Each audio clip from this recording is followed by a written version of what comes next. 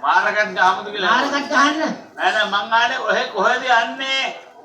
කොහෙද යන්නේ ළමයා?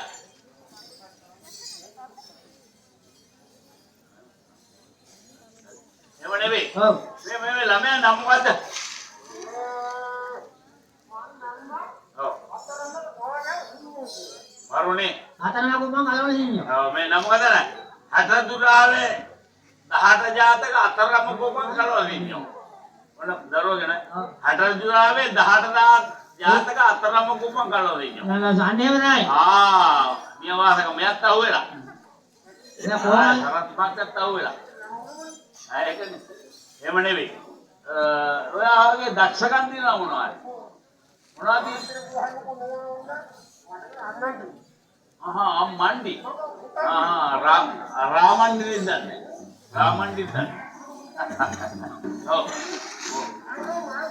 වාසෙද ආගෙන මාර්ගයට යනවා.